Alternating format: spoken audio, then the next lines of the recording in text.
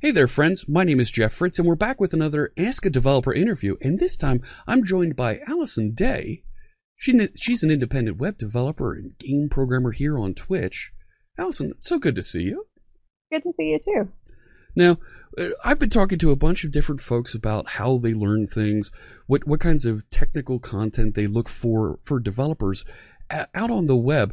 Now, when you think of easy-to-use tech content, what do you look for? So I'm the kind of person who I'm more of a reading kind of person than a watching kind of person. Okay. So I will almost always prefer blog posts over videos most of the time. Occasionally, I do like videos when it can show you something that is kind of hard to write about. But most of the time, I find blog posts a lot easier to consume. Now, and when you look at blog posts, do you want to see the independent person, right? The folks who have been using technology X versus, that company that says, hey, we just announced and here's how you use our new product XYZ. Yeah, I do feel like the independent person often will have a lot better insight about it, just because from a company perspective, a lot of the time it sounds like they're trying to market things, trying to get themselves out there, but don't really talk so much about, what could go wrong or what tricks do you need to use their product, stuff like that. So when it's somebody who's not from the company, that tends to be a little unbiased. But at the same time, I have seen it where sometimes people from the company will have extra insight that you may not realize. So both can be good. Okay. I do think the independent person is better most of the time, more useful most of the time. Okay. Yeah. It's interesting when you say that, because when I read through and I look at that third party that's writing about some technology, you're right. They've got hey, here's a pitfall that I ran into and how to work around it expertise.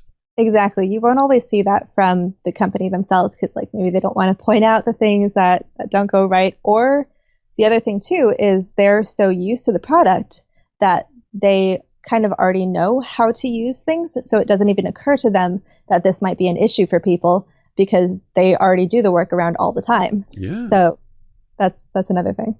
Oh, very good. Now, do you like then those how-tos that are very almost recipe-driven? And here's how to do this in your software. Here's how to use the latest AI feature. Do you like looking for those types of things, or more of a review type of an article? I do think how-tos are more useful for me because reviews, they can have value in terms, especially if I'm trying to decide what to use. But most of the time, I'm going to be looking for, all right, I have this product that I want to use. Now, what do I do with it? How do I get into it? How do I do the specific thing with it?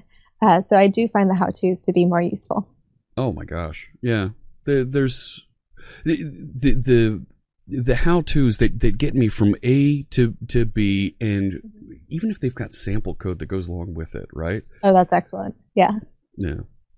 Now, I've seen a trend recently going around a bit of the web as vendors start to produce their own documentation, their own content for a product, and I think particularly of things like docs.microsoft.com. They've got the ability for third-party contributors to send pull requests to update their documentation.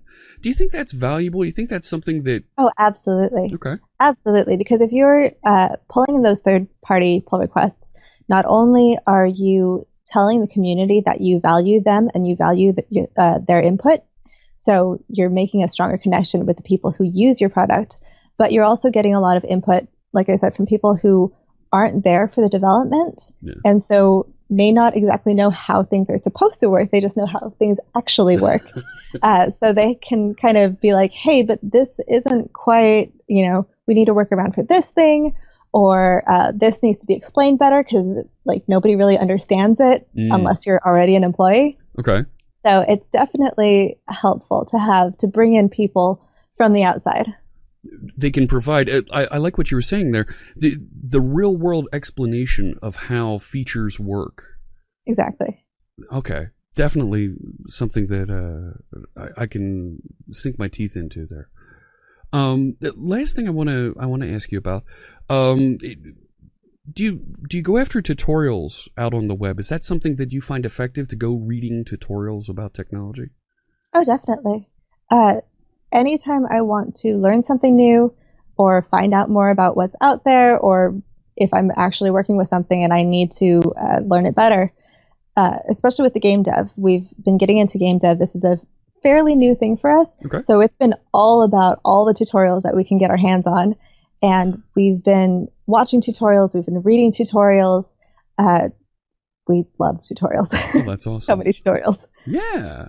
Well, thank you so much, Allison. I appreciate you taking a few minutes to talk to us today. Yeah, thank you. And that's been another Ask a Developer interview.